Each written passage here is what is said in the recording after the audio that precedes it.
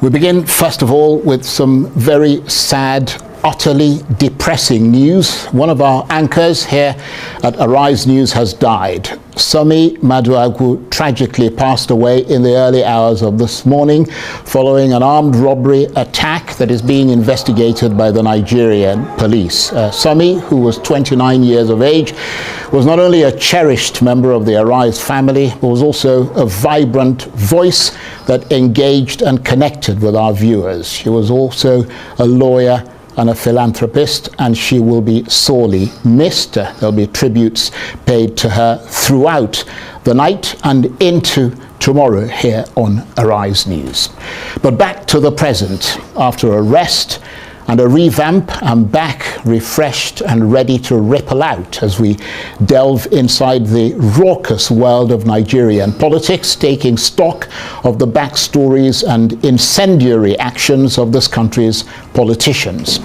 One of the most intense of those politicians is, of course, the lawmaker Senator Ali Ndume, a blistering political asteroid whose passionate advocacy against bad governance is so scathing that whenever he speaks publicly, entrenched interests brace for impact.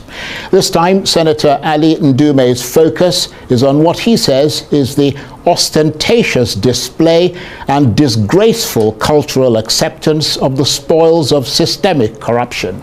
He's particularly concerned about how the corrupt are able to advertise their luxury lifestyle publicly, flaunting their ill-gotten wealth without triggering any response from the government, anti-fraud agencies, or the public at large. In fact, says Senator Ndume, the government and the people seem to throw the doors of protection open to the corrupt, welcoming all those with resources, irrespective of how they were acquired, and absolving them of any consequences, whilst feeding off their toxic greed. So what does he think can be done about corruption in a country rancid with corruption? Well, for more on this, I'm pleased beyond measure to say that I'm joined now in the studio by the omni-famous political solitaire and former Senate Chief Whip, Senator Ali Ndume. Nice to see you, even if I'm seeing you in rather depressing circumstances, given the news that we started with. But that's one of the things that you've been talking about, security in this country. Yeah. At one time I was thinking maybe we'll call off the interview because it's very, very sad, especially happening this evening. We just say may her soul rest in peace. Amen. And I hope that the police or the security agencies will unravel this as quick as possible so that the necessary judicial action will be taken on such. Absolutely. But she was a remarkable young woman, full of faith, full of promise. Yeah. And it's just one of those tragic things. I met her once or so, twice. Yeah. It's sad. And I understand that she had plans to be a senator, so she must have admired the good ones. I mean, I don't know whether there are any good ones in the Senate, but she certainly would have admired quite a few of them, possibly yourself. Well, I don't know about that, but as I said, you always try to put me on the spot. I'm not the only senator. We are 109. I'm only one out of 109, and you can't say all of us are bad. Well, at least there will be some guys that are just above. Borderline. Yeah, no, or even above the border. Right.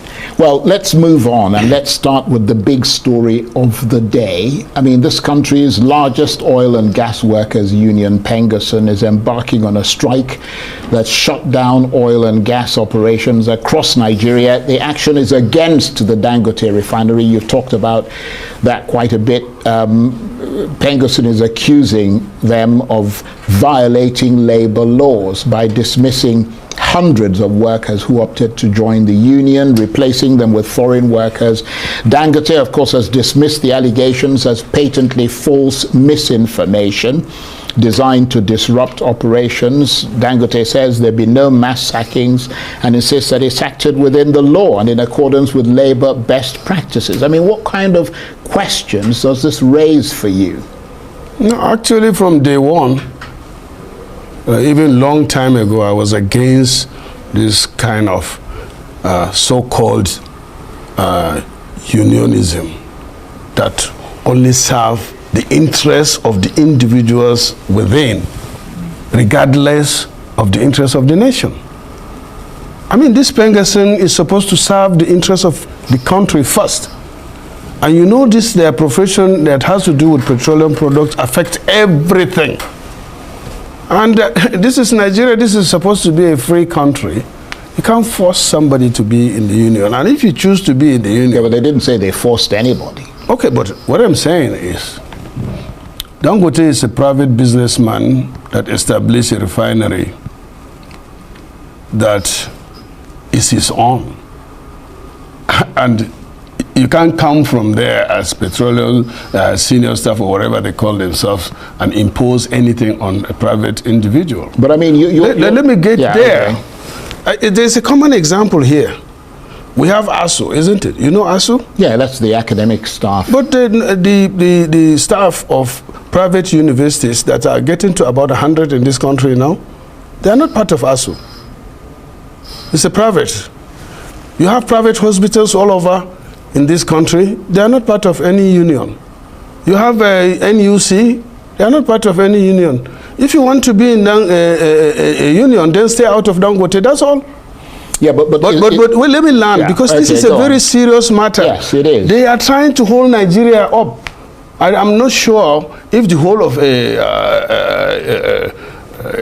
Pengasson's staff or whatever they call themselves. You know why I'm angry? Because anybody that is just thinking about himself and not thinking about Nigeria is my enemy, so to say. But they would argue that they are also thinking of Nigerians, because the workers... No, they are not thinking about Nigeria. Hold on a minute. The workers they look after are Nigerians, and they say the issue here, the bigger issue, is of the protection of workers and what this country is prepared to do to guarantee their protection. Please, Charles, you know that I don't know whether you are part of Pengasson yourself. Do I look like an oil? Am I wearing a hard hat? No, Do I look like an oil worker to you? The problem with the oil people, you just see them as an innocent people, but they are the people just holding the neck of Nigerians just like that. We have over, I think our population now is about 230 million, and then you have people that they don't own the oil, they don't own the gas, they are just the workers. So how can you be acting more than the owner of it belongs to Nigeria. The oil and gas belongs to Nigerians. You will only act in the interest of Nigerians. If Dangote said he doesn't want his workers to be in the union, so what? Then you just, how many people are in Nigeria there? Those that are willing to, play by the ball, his own. He pays the piper. Yeah, but he is supposed to dictate the truth. I mean, you're a lawmaker. Aren't there laws around the rights of people to have union membership? There is also the law. The Constitution, provides that you have the right as a Nigerian. I give you an example. When you set up a private university, your academic staff or non-academic or whatever, they don't join the union. That's why you see people taking their children to, if they can afford it, to private universities, because there you are guaranteed that you pay more, but your child will finish the school at the time he is supposed. ASU now is going to strike today, tomorrow. You don't know when your child will finish school. It's the same thing with Dangote. But let me ask one question. Where were they when subsidy was removed? What did they do about it? The price went up to 1,000 until Dangote came. Where were they when the refineries stopped working and they were virtually doing nothing and were depending on imported products for Nigerians? And you see queues, and this Dangote was, I think, bidded for NNPC refinery in Kaduna and Warri, a group of them Nigerians. The same Pengasson, what you call them, sabotaged that one. And then Dangote just moved aside because he is patriotic enough, invested his own money, over 20 billion, into it, and then some guys will come and tell him how to run the place. That's nonsense. Right. Well, this is not the main topic of our discussion. So okay, let's round it off. Let me just round it off by asking you this. The federal government's waded in as a sort of middle-of-the-road person, man, middle person. What do you think is likely to be the upshot of all of this? The best thing is for the president, if I'm in him, is to sign an executive order calling them off. How do you mean calling them off? Yeah, no Pegasus. You mean dissolving them? Yes. Well, he has the right. He has the big stake. The wind. He should. Well, I doubt if he will do that. Abacha did that one time. Well, Abacha was a military dictator. No, but we presume that your APC president, I mean, the president in your APC, I think I don't mind. Is less of a dictator than Abacha was. Okay, but in this case, I don't mind if he can be a dictator, because certain situation deserves very drastic. I mean, I get angry. If I were but I agree with you to the extent because that, look at it. Just the president has the right to take action in defense of the country. The price of premium this thing was 830 just day for yesterday, but today it went up. It went up to 900 or so. Who is going to suffer? Well, they argue, Pengasin says there's enough fuel supply in reserve to last at least 30 days. Do they have any fuel? To last at least 30 days, and there won't be any disruption. Do they have any fuel? Anyway, we'll watch and see what happens. Nigerians are already out there. Right. If I know how to find them, we will protest against them. I will lead. Well, let's turn to the main reason for this interview: corruption in Nigeria. That's part of what Pengasen is doing. They are just a corrupt institution milking on the Nigerians, right? And they even now holding Nigerians by the neck. Well, beyond Pengasen, I mean, corruption is not just at the top levels. As you yourself have pointed out recently, it is pervasive throughout the population and culture, and has been that way for decades without a pause. How big a stink do you think swirls around the issue of corruption in Nigeria? Charles, this issue of corruption, as you know, you are a Nigerian too, and almost all of us, or everybody, even those that are involved, are becoming worried. Because if you are a thief, no, not you as a person, but if someone is used to stealing and he's not sure of securing the stolen goods, then it becomes a problem. So even when you steal and you keep it somewhere and somebody feels comfortable to steal what you have stolen, then there is a big problem. If we don't address the issue of corruption, as there is this saying that if you don't kill corruption, then corruption will kill you. I think the issue you raised, which was what piqued my interest, is that you were asking why Nigerians glorify and celebrate, glorify corruption and celebrate those who succeed in it.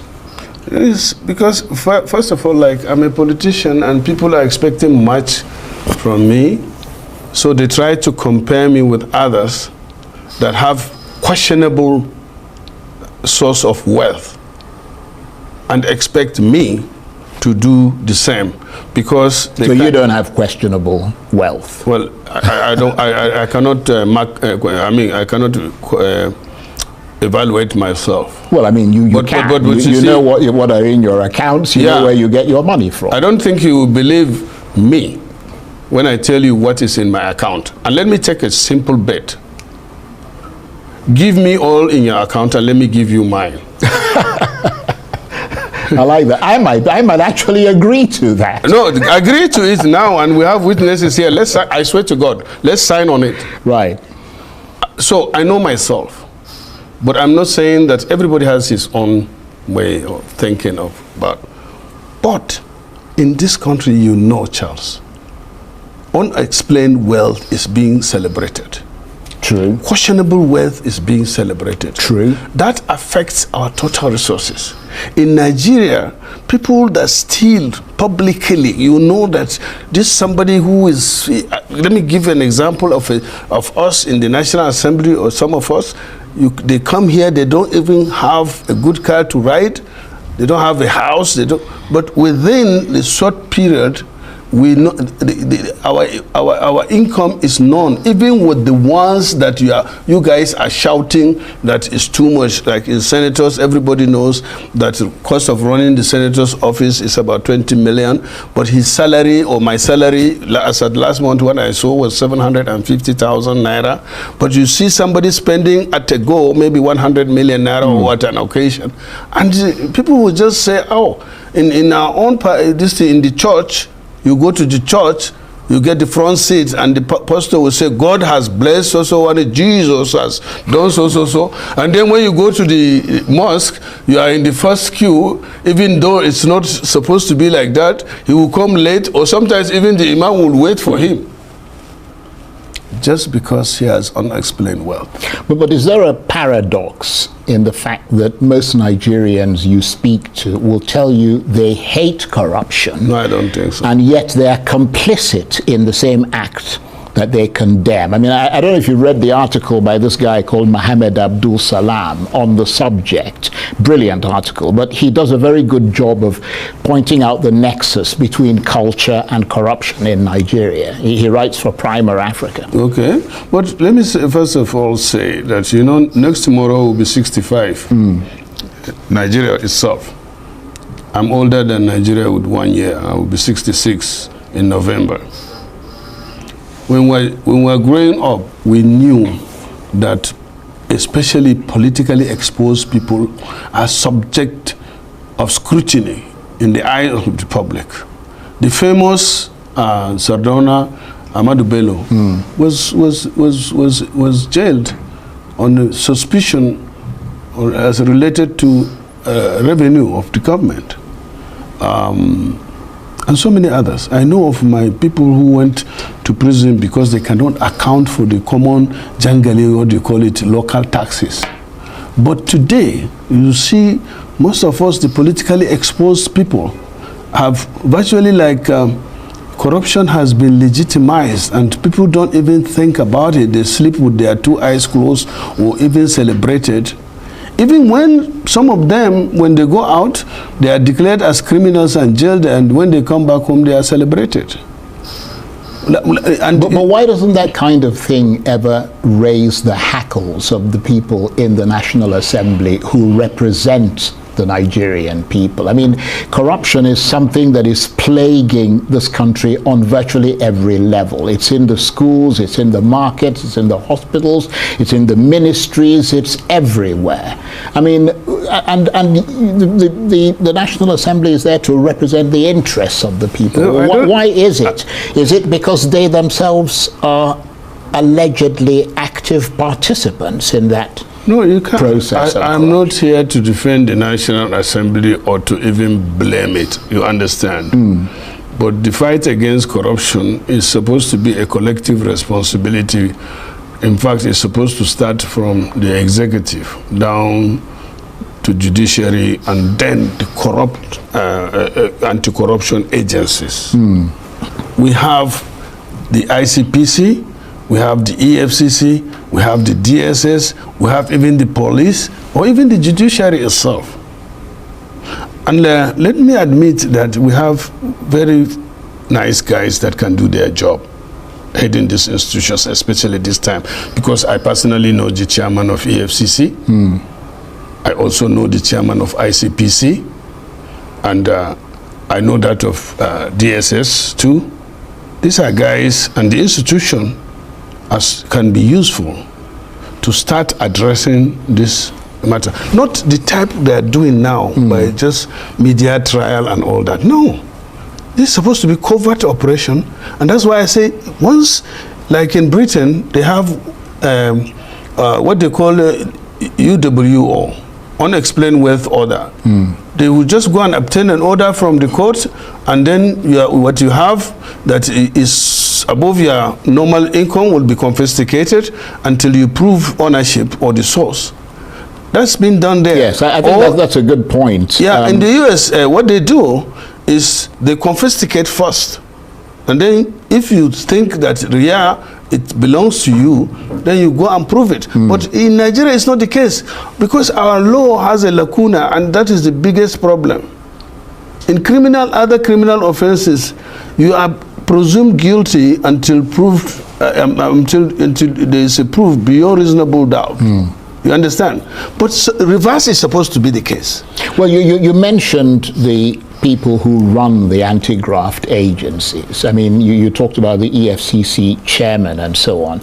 It's interesting that they themselves, who are supposed to be fighting graft, are often hounded out of office. I mean, with allegations of corruption trailing them. Yeah. I mean, virtually every one of them. I mean, you know, their tenures ended with some form of controversy. Involving allegations of impropriety, and even in some cases they were arrested and detained. I mean, so if the allegations are to be believed, at least some, if not all of them, become allegedly the criminals they're supposed to be going after. Yeah, because that is normal characteristics or this thing of corruption. When you're dealing, it's everywhere, even in the, you know, it's like you're dealing with criminals, mostly like politically exposed persons. Then you are talking about drug dealers. In some cases, you are dealing about criminal businessmen. You know, they will go out of their way, or they go too far to implicate or bribe you or come around. So it's not easy. But as I said, the cream of head of anti-corruption agencies we have now, given the right instrument, they will be able to do a good job. But is there pressure on people like yourself in positions of influence to be corrupt? Because Nigerian society, I mean, you've said this before, encourages very high expectations of you if you're in a prominent position. So for instance, if you don't give contracts or positions to your people, they'll say you're a fool and that you're selfish. So the more you share your piece of the national cake with your people and your friends and your cronies, the less it is considered corruption by them, and they'll come to your defense. You're right. In most cases, as I said, corrupt people are tried. So I think few in Nigeria were tried outside, and when some of them are even jailed. But when they come back home, they are being celebrated. That is true. The opposite is the case. Good evidence of that. Yeah, the opposite is the case if it is outside. Because of the shame associated with that, some even commit suicide. Yeah, and you're virtually ostracized. And then some of the countries are completely intolerant. Just day before yesterday, a minister in China, Jiang, or what is his name, was sentenced to death. A whole bunch of people were also sentenced to and the death. senator, today, actually. Senator Mendes or yesterday, was alleged to have collected bribe from Egyptian government. He's now serving, I think, 5 years imprisonment, including his wife, because he was given. But you don't push for these things. I mean, you're how can I push you're something? the lawmakers. No, why don't you push for this to become law? To be fair to us in the National Assembly, we established ICPC. We established the law. We established EFCC. And then we gave the DSS powers. And I'm a legislator now asking the president or the government to sponsor an executive bill on unexplained wealth.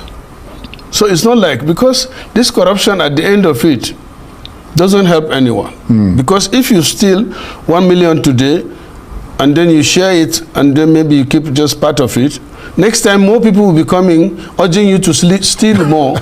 But that's pretty much what is happening, isn't it? Yeah, and it will go. No, thieves are being celebrated. There are some of our colleagues that, because of the position they are occupying or the influence they have, you know, they dip their hands or they connive with. When you say you mean your colleagues at the National Assembly? Yeah. Because some of them cannot explain their wealth anyway, and that is what. But nobody asks them anyway, so they don't have to explain it, do they? No, I don't think so. As I said, number one, these are people that constantly cycle around the powers to be.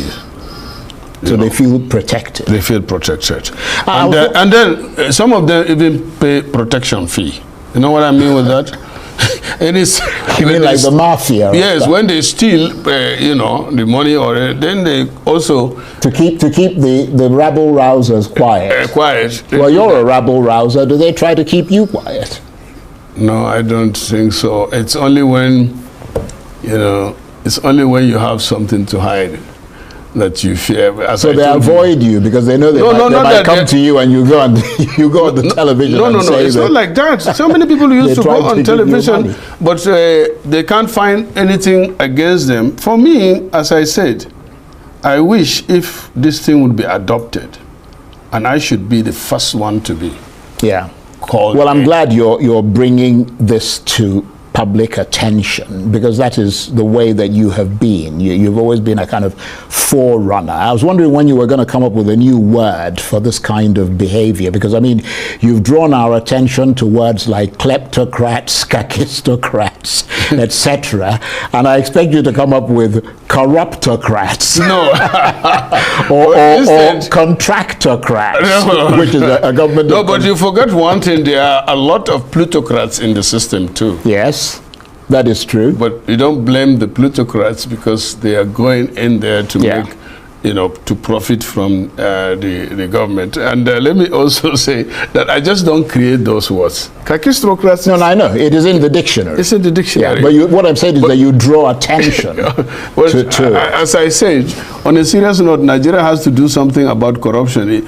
And I repeat that if we don't kill corruption, then corruption will kill all of us. But what about the prevalent notion that if you are a politician, it doesn't matter what shade of politics you pursue, never criticize the ruling APC, which is your party. Instead, join the party and you'll be fine because all your EFCC problems will disappear. Is that a fact? No, I don't think so. But I can say that whether deliberately or by default, some people will be in the system and no eyebrow is raised about allegations or accusations that has to do, but suddenly when they have a brush with the government, then they try to come after him. At one time, I think, as I was following my own case, I discovered that they have to find something to talk about it. And at one time, you know, it has gone off now, but it was on social media, online, this thing, that I am one of the richest senators. In fact, the 10th one with over $500 million. And and you said, no, I'm only worth $100 million. No, I said, if I have $1 million, I will be with you in London. With whom? With you. You will get me an apartment or I'll buy a house. I'm telling you. Yeah. So, for me, if we are really going to find corruption, it should start by me being investigated to explain. And you're happy to be investigated? I will be. Because I'm politically exposed person. Yeah. They should check my bank accounts or what I have in the bank and call me in to explain how I got that balance. That is, if there's any balance anyway. Well, let's see what happens. And before I forget, you know, we agreed that you are going to transfer all your monies in the bank. No, we didn't agree. Oh, well, I'm just told that we've got, I mean, the time has been flying. We've done, you know, almost 45 minutes. But let's talk about politics briefly, because you've been fist bumping, mingling with members of the ADC opposition coalition. Some of their messages seem to politically connect with you, such as that your party is running this country, you know, badly, but they haven't managed to convince you to leave the APC. Is it still your position that you want to change things from within the APC? Yeah, I still maintain that. You know, there's this saying in Hausa, I will explain in English. The Sabon Guinea Gara Yabe. What that means, instead of building a new house, you better fix your. So I'll try to do that. But as I said before, if the cracks and this thing, the rafter and everything is going, especially, and then if it becomes better, unnecessary for you to build another one instead of staying in this one that will collapse on you. That is it. I still believe that things can be corrected. I still believe, and I still wonder what is happening. But when you have a good captain and the crew are not good, that is another thing. So you think Tinubu is a good captain, but the crew around him are Tinubu, not? I believe that Tinubu has interest of this, but I don't understand what's good. I must confess, Right. Charles, because you see, this man, this is the same man. You can't. There are certain things that are happening. For example, I raised it here in terms of appointment, but he responded, and now people raise issues of imbalance in infrastructural development, and then you see that is what is on the ground, and then you see people announcing about programs, which is beautiful, but you know people don't see it, people don't feel it. And you begin to wonder, what is happening? Unfortunately, as I said, unless he takes drastic measures, the kakistocrats that have dominated the system, and unfortunately, again, most of them are still kleptocrats. And you find it very difficult to convince people, especially when you hear something, you don't feel it, you don't see it, it becomes a problem. Okay, just before we have to go, let me turn to the issue of the replacement of the chairman of the Electoral Commission, INEC, Mahmood Yakubu. His term ends in December. There's a clarion call out for the position to be advertised, for those nominated for the position to be made public, and for Nigerians to get fully involved in the selection process rather than just leaving it to the president to make that decision. Where do you stand on that? Well, it doesn't matter. The president, as at now, by the law, is having the prerogative of appointing INEC chairman. And the INEC chairman is supposed to come before the National Assembly. I don't know why this is being made as a big deal. Yeah, but the problem is that people feel that every time people like that, who are so important and significant, come before the Senate for screening, that you tell them to take a bow and go away. I mean, then we are accountable to the public. If we dare do that, that is what I'm saying, we should be held accountable. You're saying if you dare do that, you did that, you were supposed to have a person by person vote for the state of emergency. You didn't do that. We didn't do that, saying but who's going to hold you to account? But you're the one supposed to hold people to account. But you know that I oppose that, isn't it? Yes, I was you there, did. I was a single voice, I account for my own, but as I can say, that definitely if the Nigerian public that elect us, and an individual is appointed by the president, and before the nomination comes up, and people are saying, no, we don't want this man. The senators cannot say, okay, we want him. I can tell you that. The voice of the people, in some cases, the voice of the people, we locally say, is the voice of God, not even voice of senators. Vox populi, the voice of the people. So if people don't want somebody that is being nominated, or he has questionable characters, or for whatever reason, Nigerians have the right to reject it. And I'm telling you, how are you going to measure that rejection? Wait a minute. I'm not standing for the president, but this is a president that is more flexible than the previous one. May he so rest in peace, Buhari. Severally, the president appointed or nominated some people, but before they come for National Assembly screening, he would review them.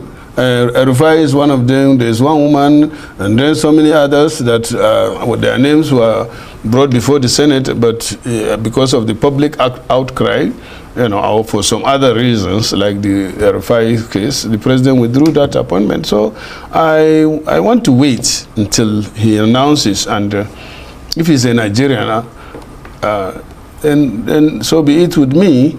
And then if he has questionable characters and the evidence are there that he had, bad record, then he will not be fit to occupy that position, and my voice will be heard. But on the overall, I believe that, we should concentrate on governance instead of all this.